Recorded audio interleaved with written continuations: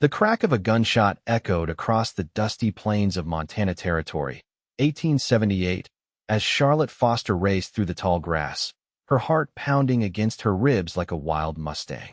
Blood trickled down her arm from where the bullet had grazed her, but she couldn't stop, not when Silas Wade and his gang were less than a mile behind her with murder in their eyes and vengeance in their hearts. Charlotte had been running for 3 days straight, ever since she'd witnessed Wade gunning down the federal marshal in cold blood outside the bank in Silverdale. The image of the lawman crumpling to the ground, his blood seeping into the parched earth, was seared into her memory. She'd made eye contact with Wade in that moment, and in his cold stare, she knew he wouldn't leave a witness alive. Her lungs burned as she pushed herself up a rocky incline, her once fine dress torn and muddied. She'd been a respected schoolteacher back in Silverdale, living a quiet, orderly life until fate placed her outside that bank at precisely the wrong moment. Now, she was nothing but prey. The sound of hoofbeats grew louder behind her. Charlotte risked a glance over her shoulder and saw dust clouds rising in the distance. They were gaining on her.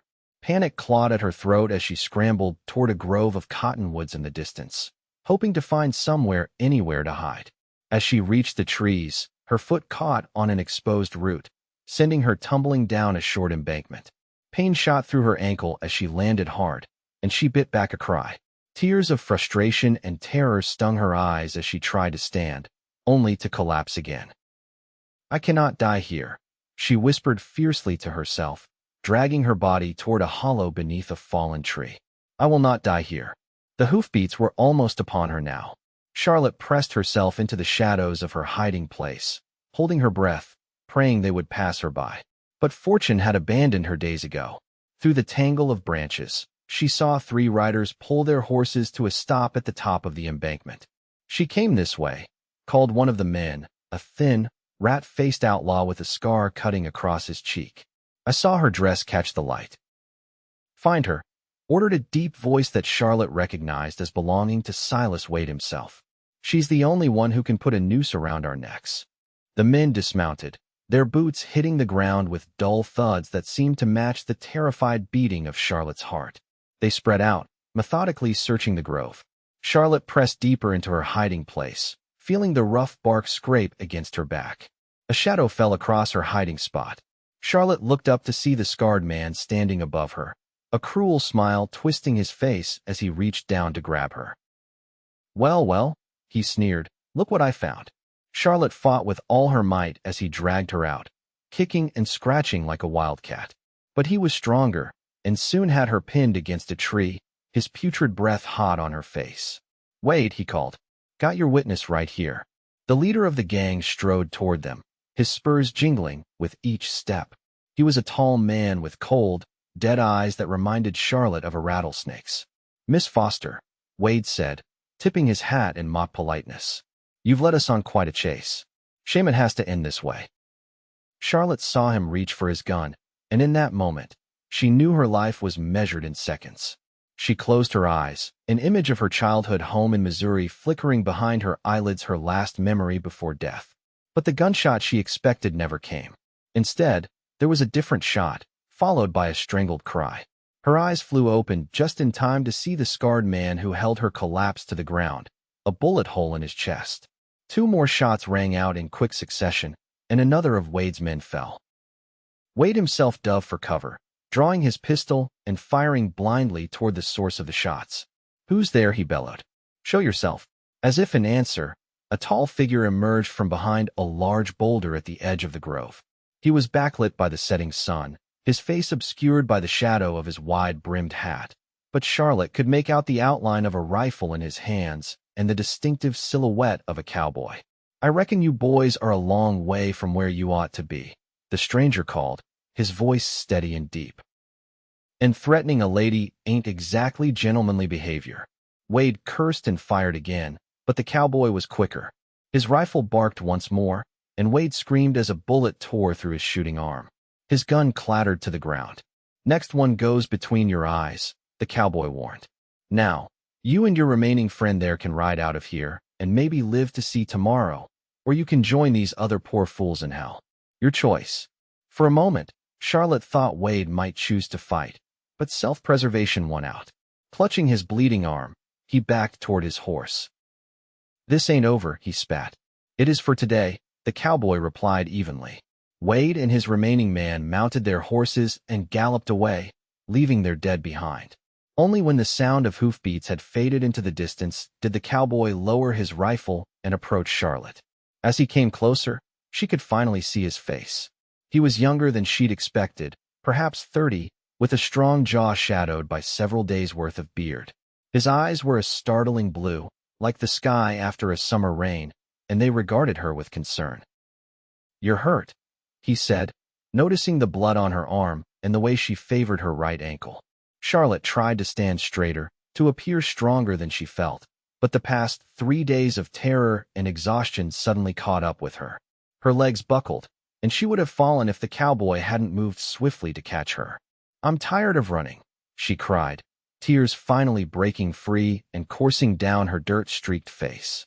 The cowboy answered, his voice gentle as his strong arms supported her. "Then rest in my arms forever."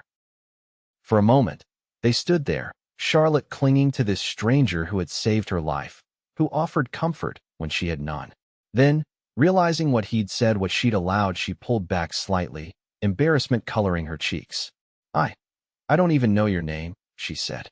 A small smile touched his lips. "Preston Garrick," he replied. "Most folks just call me President Charlotte Foster," she returned, managing a weak smile of her own. "Most folks just call me Miss Foster." "Well, Miss Foster," he said, "we need to tend to those wounds and get you somewhere safe. Wade and his kind don't give up easily." Preston helped her to his horse, a magnificent chestnut stallion that stood patiently nearby. With gentle hands, he lifted her onto the saddle before mounting behind her. Charlotte was acutely aware of his solid chest against her back, his arms encircling her as he took the reins. "My ranch is about an hour's ride from here," he explained. "It's not much, but you'll be safe there until we figure out what to do about Wade." As they rode away from the grove, Charlotte leaned back slightly, allowing herself to draw strength from the cowboy's steady presence. For the first time in days, she felt something other than fear, something that, despite everything, felt remarkably like hope. The sun had long since disappeared behind the distant mountains by the time Preston's ranch came into view. In the dim twilight, Charlotte could make out a modest cabin with a barn and corral beside it, nestled in a small valley protected by rolling hills on 3 sides. "It's not much," Preston said again as they approached, almost apologetically. "It looks like heaven to me," Charlotte replied truthfully. After days of sleeping on the hard ground, jumping at every sound, the simple cabin seemed like a palace. Preston dismounted first, then reached up to help Charlotte down. When her injured ankle touched the ground, pain shot up her leg, and she couldn't suppress a gasp. Without hesitation, Preston swept her into his arms and carried her toward the cabin. "You don't have to," she began to protest. "I know," he interrupted gently, "but I want to help." Inside, the cabin was simple but clean, with a stone fireplace, a wooden table with 2 chairs, a small kitchen area, and a curtained-off section that Charlotte presumed was the bedroom. Preston set her down carefully in one of the chairs. "Let me light the lamps and get a fire going," he said. "Then we'll see to those wounds." Charlotte watched as he moved efficiently around the cabin, lighting oil lamps that cast a warm glow over the room, then kneeling at the fireplace to coax flames from the kindling. There was something comforting about his quiet competence, the way he moved with purpose but without hurry. Once the fire was crackling, Preston filled a basin with water from a pump by the sink and gathered clean cloths and a small wooden box that looked like a medical kit. He knelt before Charlotte and gently took her injured arm, pushing up the torn sleeve of her dress. "It's just a graze," he said after examining the wound. "Looks worse than it is. Still, we should clean it properly." His touch was gentle as he washed away the dried blood, applied a pungent-smelling salve that stung at first but then brought blessed relief, and wrapped the wound in a clean bandage. Next, he carefully removed her boot and examined her swollen ankle. "Not broken, I think," he said, "but a bad sprain. You'll need to stay off it for a few days." Charlotte nodded, suddenly overwhelmed by the kindness of this stranger. "Why are you helping me?" she asked softly.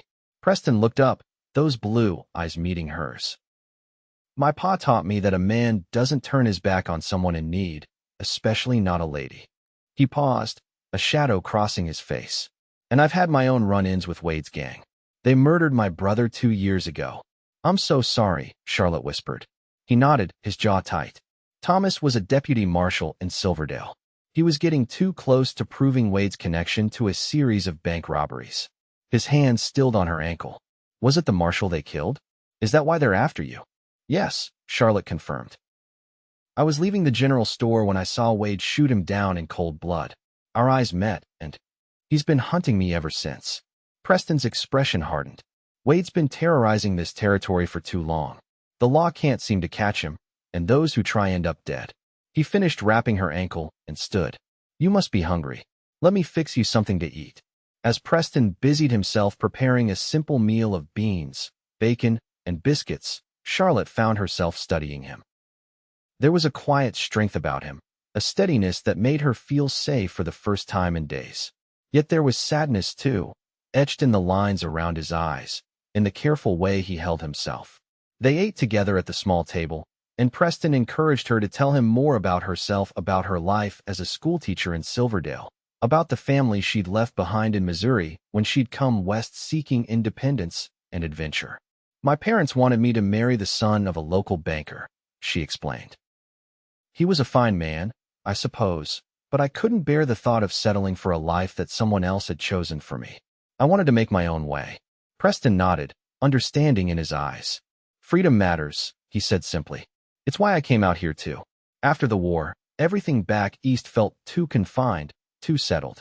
I needed open spaces, room to breathe. And did you find what you were looking for? Charlotte asked. A small smile touched his lips.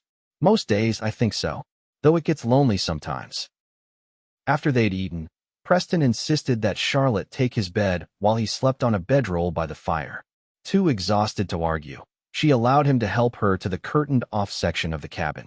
The bed was simply a wooden frame with a straw-filled mattress, but to Charlotte, it felt like the softest cloud. Thank you, she said as Preston turned to leave. For everything. He paused, looking back at her with an expression she couldn't quite read. Get some rest, Miss Foster. You're safe now. As Charlotte drifted into the first peaceful sleep she'd had in days, she wondered if that could possibly be true. Wade was still out there, wounded but alive, and he didn't strike her as a man who would simply give up. But those worries couldn't keep her from succumbing to exhaustion. The memory of Preston's words, then rest in my arms forever, following her into her dreams. Morning came with the gentle sounds of Preston moving about the cabin, trying his best to be quiet.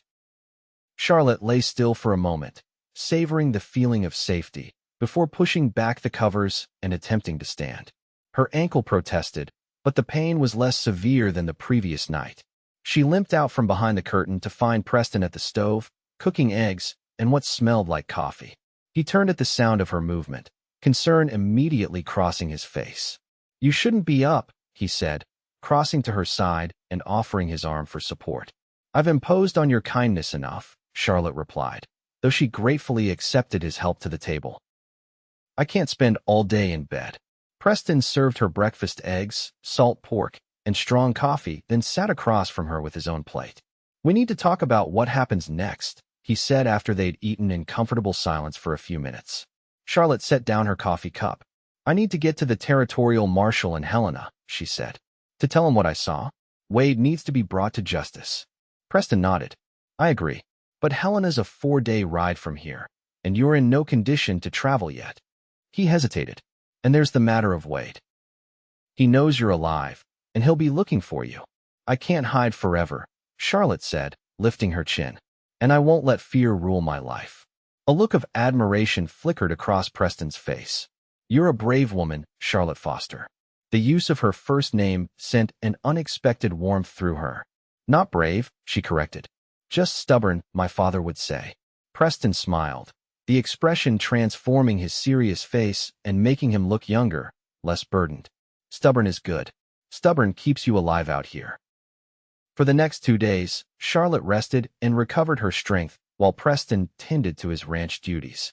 He had a small herd of cattle, a vegetable garden that needed weeding, and repairs to make on the corral fence. Charlotte insisted on helping where she could, preparing meals, and even doing some mending she found in a basket by his chair. In the evenings, they would sit by the fire, talking long into the night. Preston told her about growing up in Virginia, about fighting for the Union despite his family's Southern roots, about coming west with his brother Thomas after the war to start fresh. Charlotte shared stories of her students in Silverdale, of her dreams to someday start her own school, where girls would be taught more than just proper manners and needlework.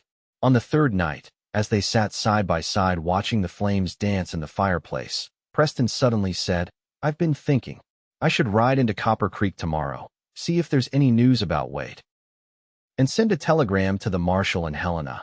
Let him know you're safe and that you'll be coming to testify." Charlotte nodded, trying to ignore the pang of disappointment at the thought of him leaving, even for a day. "That's sensible."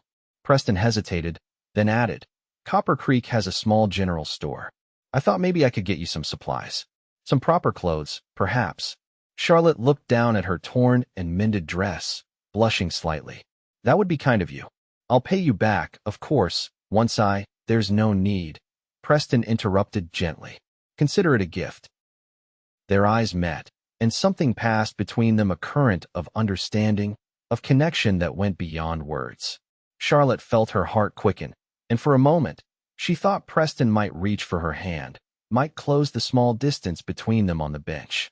Instead, he cleared his throat and stood. "It's getting late. You should rest."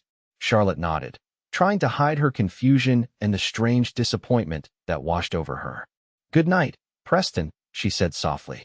He paused at the door to the cabin, looking back at her with an intensity that made her breath catch. "Good night, Charlotte." The next morning, Preston left for Copper Creek just after dawn, promising to return by nightfall.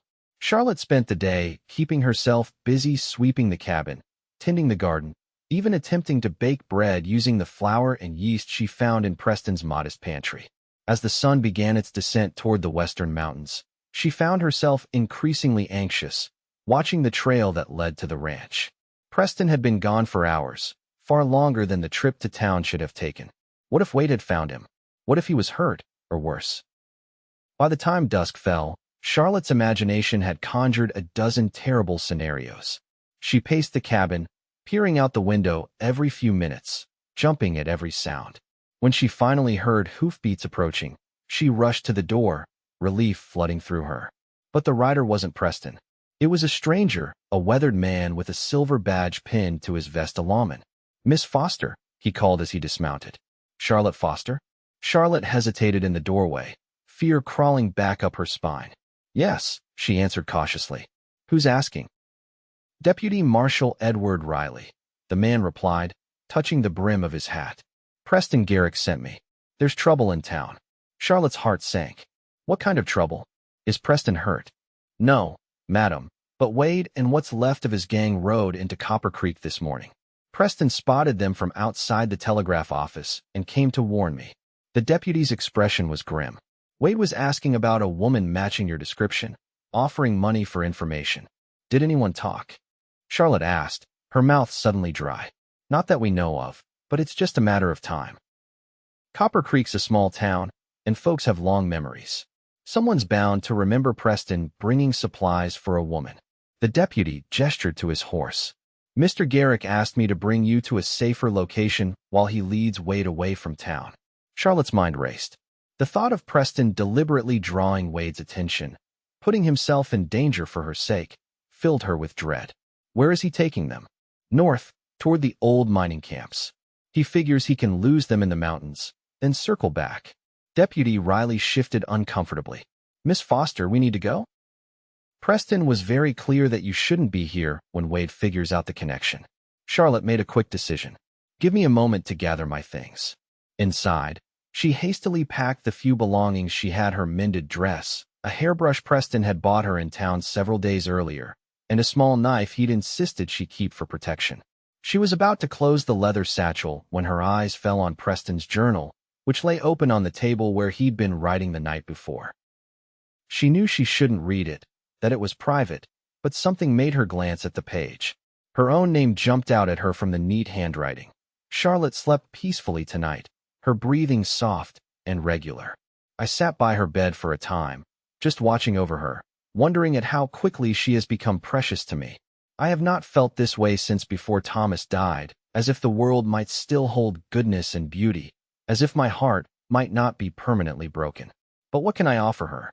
A hard life on a struggling ranch with a man who carries too many ghosts? She deserves better. When this is over, when she is safe, I will take her to Helena myself. And then I will let her go. Tears stung Charlotte's eyes as she gently closed the journal. Preston cared for her, perhaps even loved her, but he was planning to send her away. For her own good, he thought, not understanding that in these few days, he had become as necessary to her as air.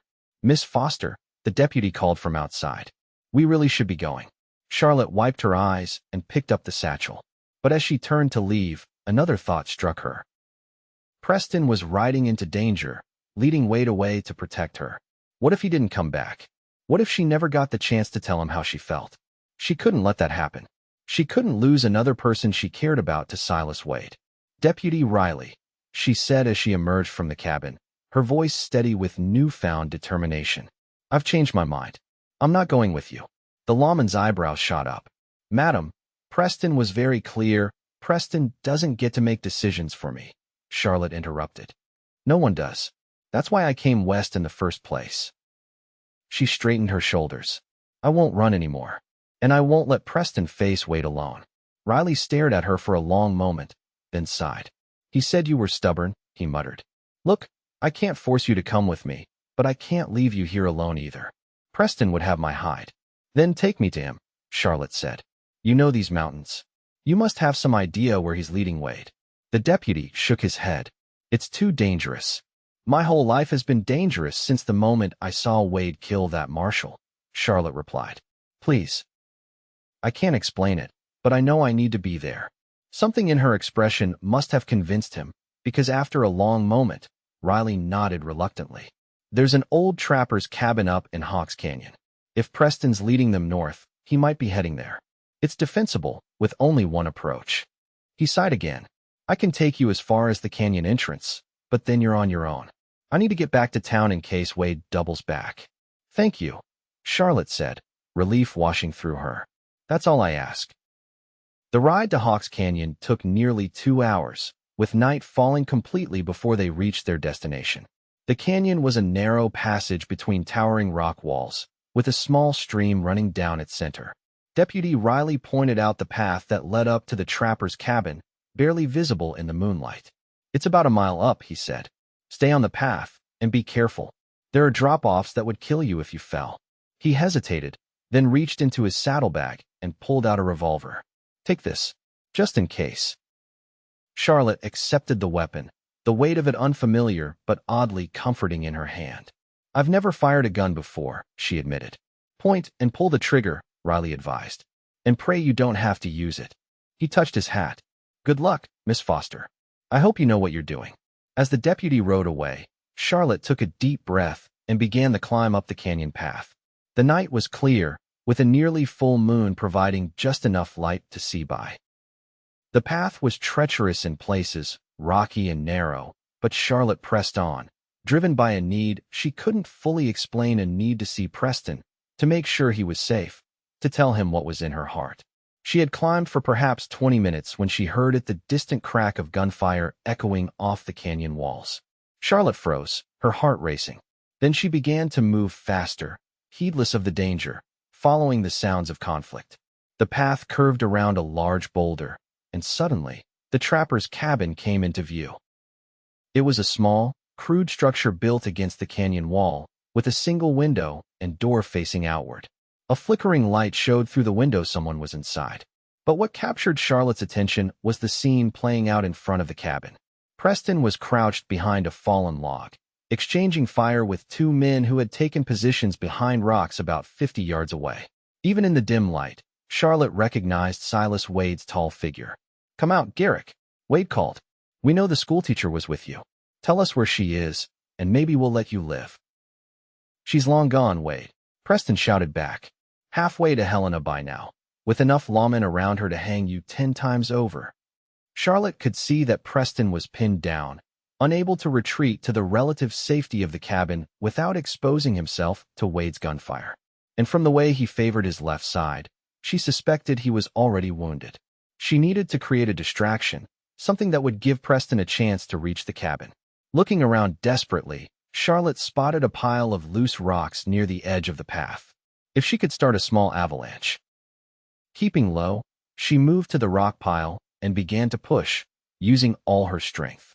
For a terrifying moment, nothing happened. Then, with a grinding noise, the rocks began to shift and tumble down the slope toward Wade and his companion. The sudden rockslide had the desired effect. Wade and his man ducked for cover, momentarily ceasing their fire. Preston, seizing the opportunity, made a dash for the cabin door. But Wade recovered quickly.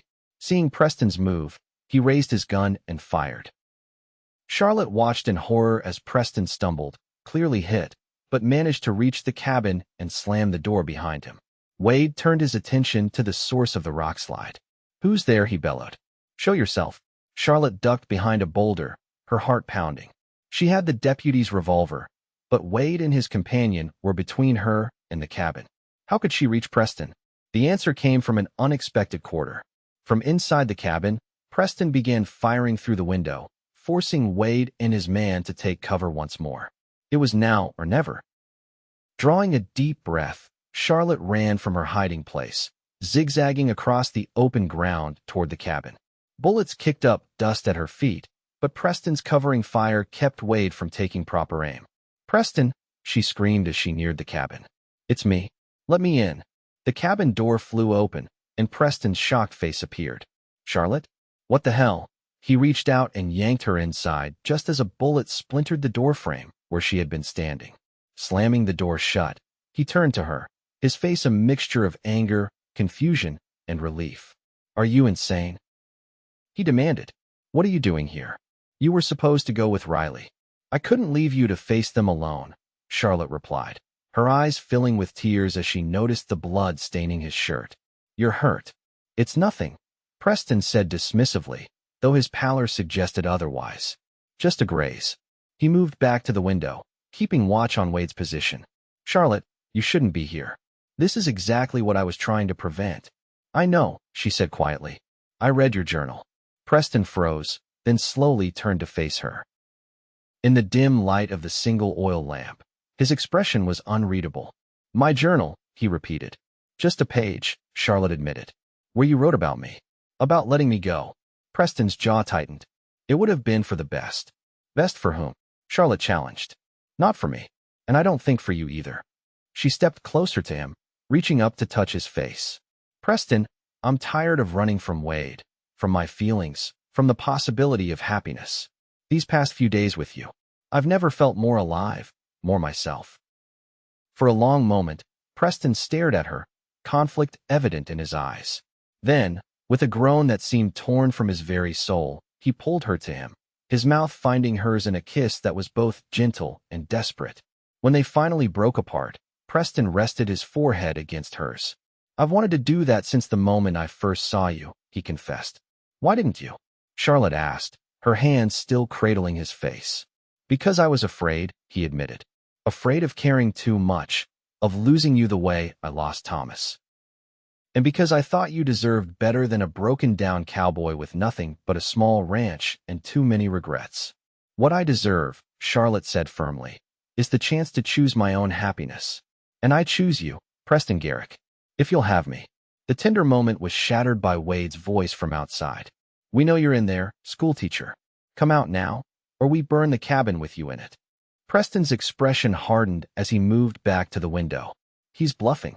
It rained yesterday, the wood's too damp to catch easily." But even as he spoke, Charlotte smelled smoke. Peering through a crack in the wall, she saw Wade's companion approaching with a burning branch. "They're really going to try it," she whispered. Preston checked his gun, only 2 bullets left. "We need to make a stand," he said grimly. "Wade's not going to stop until one of us is dead." Charlotte nodded, raising the deputy's revolver. "Then let's make sure it's him." Preston looked at her with newfound respect. "On my signal, I'll open the door and lay down covering fire. You run for those rocks to the left, where you can get a clear shot at them. Ready?" Charlotte's heart was pounding, but she nodded. "Ready." Preston counted down. 3, 2, 1, now. He flung the door open and fired both his remaining bullets in quick succession, forcing Wade and his man to duck. Charlotte darted out, running low toward the rocks Preston had indicated. She made it to cover just as Wade emerged, firing at Preston, who had ducked back inside the cabin. From her position, Charlotte had a clear shot at Wade, but her hands were shaking. Could she really shoot a man, even one as evil as Silas Wade? The decision was made for her when Wade's companion spotted her and raised his gun. Charlotte fired without thinking, the revolver's recoil shocking her. The man cried out and fell, clutching his shoulder.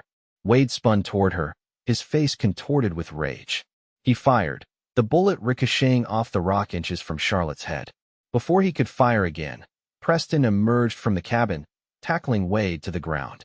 The two men struggled, rolling in the dirt, each fighting for control of Wade's gun. Charlotte circled around, trying to get a clear shot, but they were moving too fast, too chaotically. Then Wade got the upper hand, pinning Preston beneath him, the gun pressed to Preston's chest. "Time to join your brother," Wade snarled. "No," Charlotte screamed, and fired. The bullet struck Wade in the back.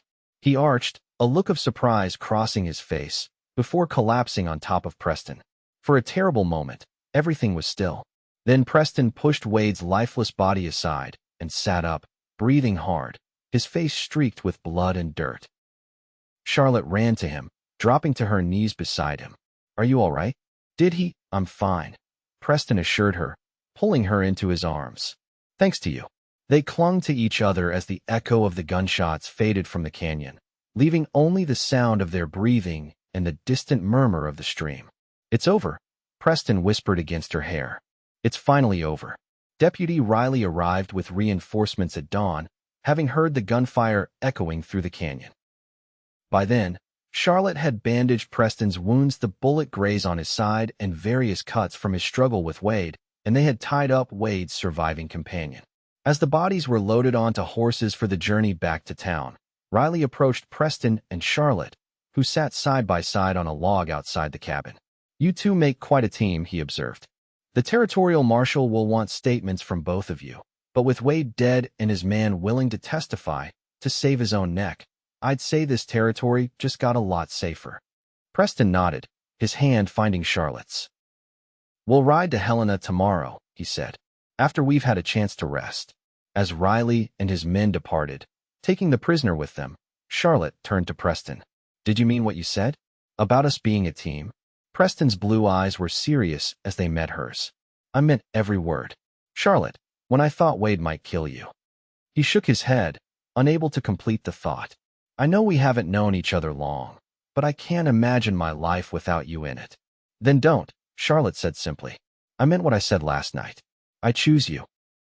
Preston's smile was like the sunrise, breaking across his face and chasing away the shadows. "In that case," he said, reaching into his pocket and pulling out a small, worn gold ring. "Would you consider wearing this? It was my mother's. I've been carrying it since, well, since the night I found you." Charlotte's breath caught. "Preston Garrick, are you asking me to marry you?" "I am," he confirmed, suddenly looking nervous. "I know it's fast, and I don't have much to offer except a small ranch and a heart that's yours completely, but—" Charlotte silenced him with a kiss. "Yes," she whispered against his lips. "1,000 times yes." Preston slipped the ring onto her finger, where it fit as if it had been made for her. Then he gathered her in his arms, holding her as if he would never let her go. "I'm tired of running," Charlotte murmured, echoing the words she'd spoken when they first met. And just as he had then, Preston answered, "Then rest in my arms forever." But this time, it wasn't just a comforting phrase offered to a stranger in distress. It was a promise, a vow that would carry them through all the years to come, through the building of a home and a family, through joys and sorrows shared equally. A promise that neither of them would ever have to run again, because they had found in each other the rarest and most precious thing of all, a place to belong. As the sun rose higher over Hawks Canyon, casting golden light over the two figures wrapped in each other's arms, Charlotte knew with absolute certainty that she had finally found her freedom, not in running away, but in the courage to stay, to love, and to be loved in return.